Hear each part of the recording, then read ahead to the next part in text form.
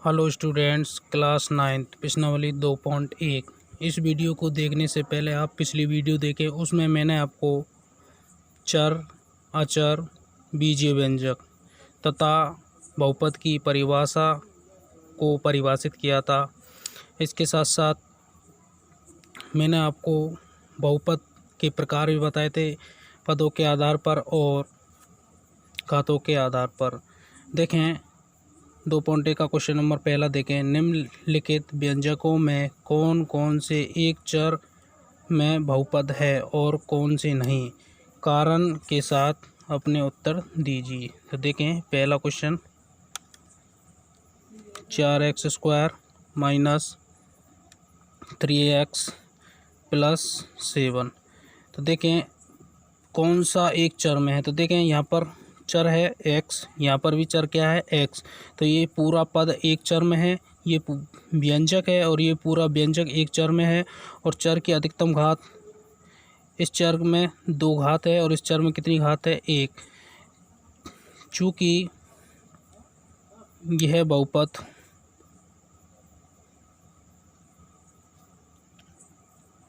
एक चर में बहुपद है,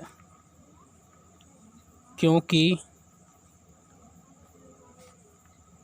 चर की सभी घातें धनात्मक पूर्ण संख्या में है।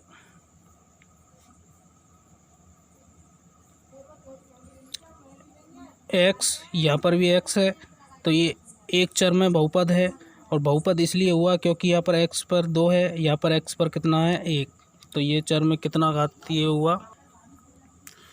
अगला क्वेश्चन देखें इसी का, क्वेश्चन नंबर तीसरा देखें आप। 3√3 प्लस t√2, इसको आप इस प्रकार से भी लिख सकते हो। 3 और रूट टी है, इसको आप टी की पावर 1/2 लिख सकते हो, प्लस t√2। चूँकि यह व्यंजक बहुपद नहीं है, क्योंकि चर, और यहाँ पर चर क्या है टी, क्योंकि चर टी की सभी घातें धनात्मक पूर्ण संख्या में नहीं है। क्वेश्चन नंबर तीसरा देखें। 3√t प्लस t√2, इसको हमने इस प्रकार से भी लिख सकते हैं, टी की पावर 1/2। और यह बहुपद नहीं है। क्यों नहीं है बहुपद? क्योंकि टी की घात यहाँ पर 1/2 है और यहाँ पर टी कितना है, टी की घात 1 है। और मैंने आपको बताया था यदि चरों की घात धनात्मक होनी चाहिए, धनात्मक है लेकिन पूर्ण संख्या में नहीं है। पूर्ण संख्या आप जानते हो कि 0 से स्टार्ट होती है, 0 1 2 3 4 डॉट डॉट, इसी प्रकार ये धनात्मक तो है लेकिन पूर्ण संख्या में नहीं है, इसलिए बहुपद नहीं है। इसी का क्वेश्चन नंबर चौथा देखें। y प्लस 2√y, इसको आप इस प्रकार से भी लिख सकते हो, y प्लस 2। y को हम ऊपर ले जाएंगे तो घातें कैसी हो जाएंगी, माइनस में। कैसी हो जाएंगी, माइनस में। चूँकि यह बीजीय व्यंजक, आपको पता है कि यह बीजीय व्यंजक बहुपद नहीं है, क्योंकि चर, और यहाँ पर चर क्या है y की सभी घातें धनात्मक पूर्ण नहीं है। इस अगला क्वेश्चन देखें 5वां इसी का, x की पावर 10 प्लस y की पावर 3 प्लस t की पावर 5। अब देखें, अब तक आपने एक चर है, यहाँ पर भी y एक चर है, यहाँ पर t एक चर है, यहाँ पर x और x एक चर है, ये एक चर में है। अब यहाँ पर देखें x, y और t तीन चर हैं, चूँकि ये है बीजीय व्यंजक,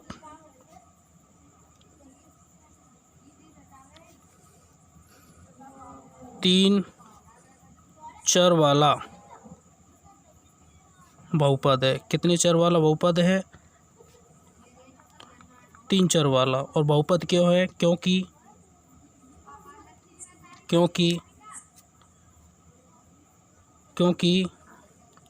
चरों की, और यहाँ पर चर कितने हैं? x, y और t। चरों की सभी घातें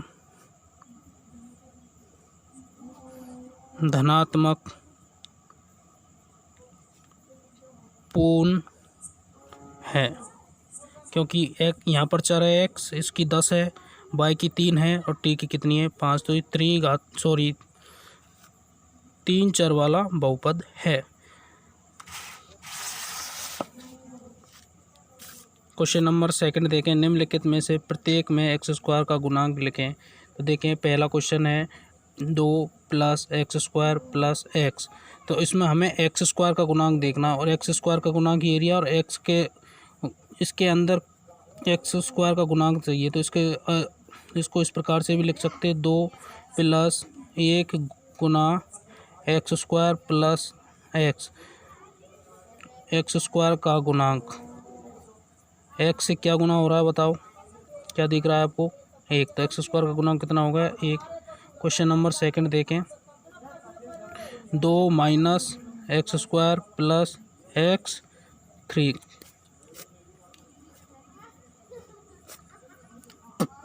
तो देखें, 2 प्लस लगा दें, इसको -1 से लिख सकते हैं, प्लस माइनस को गुना करेंगे माइनस x² प्लस x3। और x² का गुणांक निकालना हमें, और x² का गुणांक देखें कितना आएगा? -1। x² का गुणांक कितना है? -1। तीसरा क्वेश्चन देखें इसी का, π/2 x² प्लस x, और x² का गुणांक निकालना हमें। तो देखें बहुपद में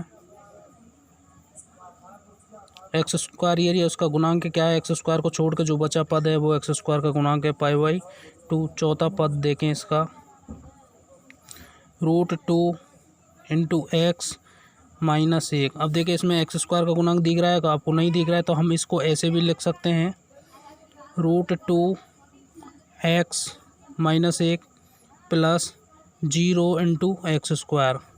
0 को गुना करेंगे x² से, क्या आएगा? 0। और 0 को इस संख्या में जोड़ने पर संख्या कोई चेंज नहीं होगी, अतः x² का गुणांक कितना होगा? 0। क्वेश्चन नंबर 3 देखें, क्वेश्चन नंबर 3, 35 घात के द्विपद, 35 घात के द्विपद यानी x 35 घात, x की पावर 35 है, तो ये कितना घाती है? 35 घाती है, लेकिन 2 पद होने चाहिए, लेकिन हमारे पास एक पद है। इसके साथ साथ आप 5x लगा सकते हो, या इस प्रकार से लिखना चाहो तो x की और एग्जांपल लेना चाहो तो x की पावर 35, क्योंकि हमें तो फिक्स है कि x की घात अधिकतम कितनी होनी चाहिए? 35 प्लस द्विपद में निकालना है, इसको आप 5 लिख सकते हो, या इसको आप y के रूप में लेना चाहो तो y की पावर 35 प्लस y। x की अधिकतम घात 35 है, तो ये 35 घाती है, और द्विपद में निकालना है तो एक पद और द्विपद इसका, तथा 100 घात के। दूसरा है 100 घात के, तो x की अधिकतम घात कितनी होगी? 100। एक पद होना चाहिए, तो एक पद रख लिया। इसके पर y के रूप में भी देख सकते हो, 7/, x की पावर 100। एक पद है तो एक पद ही ले लिया, और x की घात कितनी होनी चाहिए अधिकतम, या y की या चर की अधिकतम घात कितनी होनी चाहिए? 100। ये हमने एक एग्जाम्पल पूछा है इसमें। क्वेश्चन नंबर 5 में देखें, निम्नलिखित बहुपदों में से प्रत्येक बहुपद की क्या लिखनी है? घात लिखिए। तो पहले देखें 5x³ plus 4x² plus 7x, चूँकि चर की, अब यहाँ पर चर कौन सा है, ये भी है, ये भी है, ये भी है, तीनों चर है। चर की अधिकतम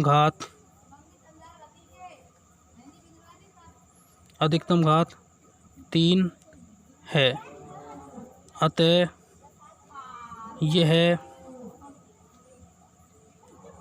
त्रिघातीय बहुपद है। कितना घातीय बहुपद है? त्रिघातीय, क्योंकि x की अधिकतम घात कितनी है? 3। क्वेश्चन नंबर इसका सेकंड देखते हैं। 4 माइनस बाई स्क्वायर। अब देखें यहाँ पर चर है कितना? बाई, और बाई की अधिकतम घात कितनी है? 2। चूँकि चर क्या है यहाँ पर? बाई की अधिकतम घात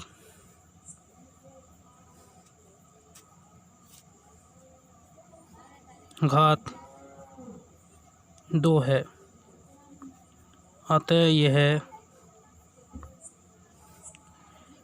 द्विघातीय बहुपद है। क्वेश्चन नंबर तीसरा देखें। 5t minus √7। अब देखें यहाँ पर चर क्या है? ओनली t, और इसकी अधिकतम घात कितनी है? कुछ भी नहीं दे रहा, तो इसके ऊपर 1 लिख सकते हैं हम, चूँकि चर यहाँ पर क्या है? t की अधिकतम घात 1 है, अतः यह है एक घातीय। और एक घातीय को हम क्या बोल सकते हैं? एक घातीय है या रैखिक बहुपद है।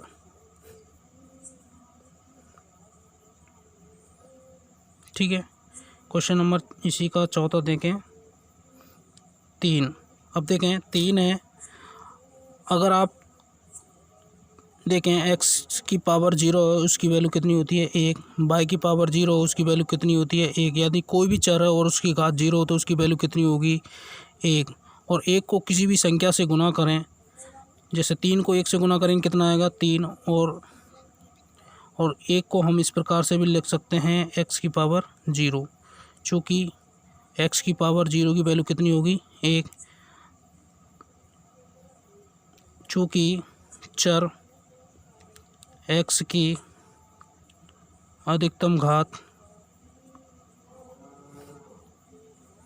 0 है, अतः यह शून्य घातीय होती नहीं है, लेकिन शून्य घातीय या क्या बोलेंगे इसको? अचर बहुपद है। कौन सा पद है? अचर। शून्य घातीय, क्योंकि x की अधिकतम घात 0 है, इसलिए शून्य घातीय या इसको अचर बहुपद बोलेंगे। ठीक है। क्वेश्चन नंबर देखें 5वां। बताइए कि निम्नलिखित बहुपदों में से कौन बहुपद रैखिक है? और रैखिक मैंने बताया था, x की अधिकतम घात हो उसको हम रैखिक बहुपद बोलते हैं। और कौन कौन से द्विघातीय है? x की अधिकतम घात कितनी है? 2, तो उसको द्विघाती बोलते हैं। और कौन कौन से त्रिघातीय हैं? तो देखें, सबसे पहला क्वेश्चन देखें इसका। x² प्लस x, और x चूँकि चर x की अधिकतम घात 2 है, अतः यह द्विघातीय बहुपद है। इसी का सेकंड देखें। x माइनस x³, और यहाँ पर चर क्या है? दोनों तरफ x, चूँकि चर x की अधिकतम घात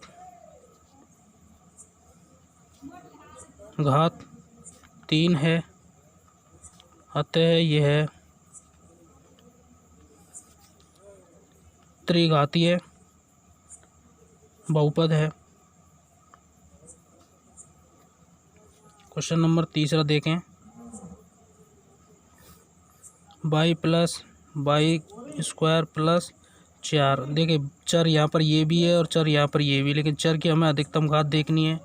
चूँकि चर की अधिकतम घात 2 है, अतः यह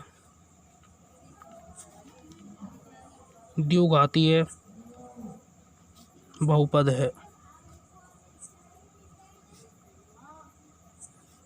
क्वेश्चन नंबर चौथा देखें इसी का, 1 प्लस एक्स और यहाँ पर चर क्या है एक्स, तो और उसकी अधिकतम घात कितनी है 1। चर की अधिकतम घात 1 है, अतः यह एक घातीय, और एक घातीय को हम क्या बोल सकते हैं, एक घातीय या रैखिक बहुपद है। 5वां भी देख सकते हो आप, 3t, और t की अधिकतम घात कितनी है 1, तो ये भी कितना घातीय होगा, लेकिन चर, और यहाँ पर चर क्या है t की अधिकतम घात 1 है, अतः यह रैखिक बहुपद है।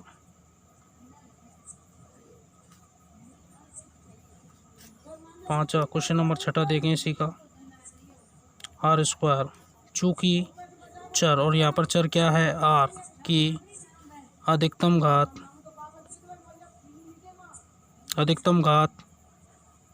2 है, अतः यह द्विघातीय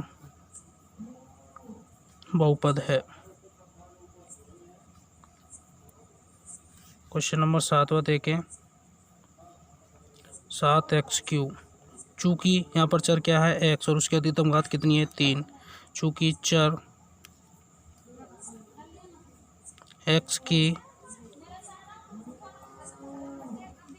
अधिकतम घात 3 है, अतः यह त्रिघातीय बहुपद है। देखें प्रश्नावली 2.1 आपकी समझ में आ गई होगी। ये आपके तभी समझ में आएगी जब आपने इससे पिछली वाली वीडियो आपने अच्छी प्रकार से समझी। Thank you,